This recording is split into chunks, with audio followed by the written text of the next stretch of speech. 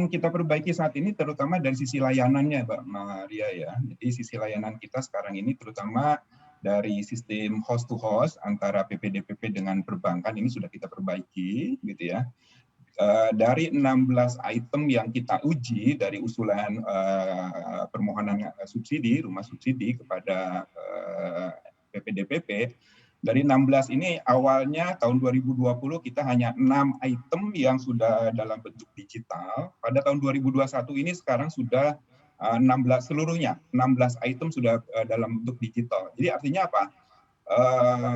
SLA-nya dari awalnya 3 hari, sekarang ini hitungannya bisa dalam hitungan jam saja. Kita sudah uji dalam waktu 3 jam, ini sudah bisa cair gitu Mbak Maria. Jadi artinya dalam proses antara bank dengan PPDPP sudah lebih memudahkan. Kemudian dari sisi yang lain, saya kira kita perbaiki juga dalam sisi pencarian ya. Barangkali sekarang ini debitur calon-calon penerima rumah subsidi ini tidak perlu harus mencari rumah dengan keluar rumah ya, karena kita sudah menyiapkan satu aplikasi yang kita sebut dengan aplikasi Sikasep ya, berbasis app yang bisa diinstal melalui Google Play Store.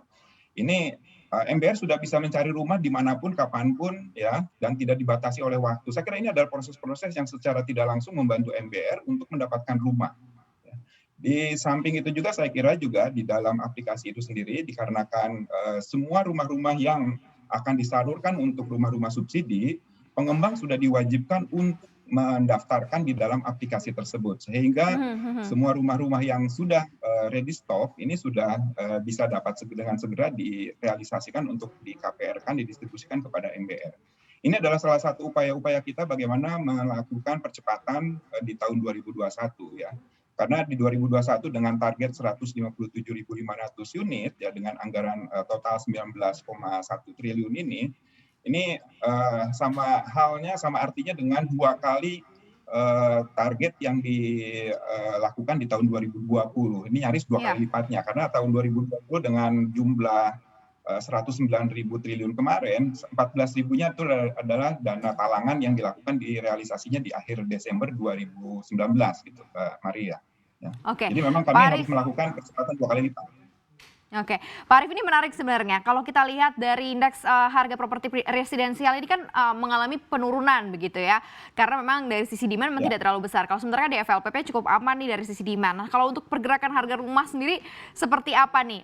Apakah ada penyesuaian adjustment atau penurunan atau mungkin masih bisa bergerak stabil dari sisi harga rumahnya sendiri, Pak Arief? Ya.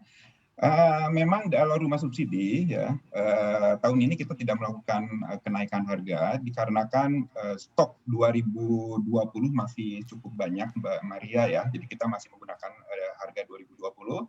Kemudian juga kami juga melakukan melalui Direktorat Jenderal Pembiayaan Infrastruktur untuk tidak mengambil kebijakan naik harga KPR 2021 ya, dikarenakan kita akan mencoba meminta pengembang untuk melakukan value engineering ya. Jadi ada beberapa desain rumah subsidi yang saya kira masih terlalu berlebihan di dalam hal aksesorisnya ya, sehingga kita pastikan dengan melakukan value engineering di tahun 2021 dipastikan harga rumah subsidi tidak perlu naik, barangkali itu gambarnya. Meskipun selama ini kebiasaannya dari tahun ke tahun kita harga rumah subsidi ini naik sekitar 5%-an, Mbak Maria.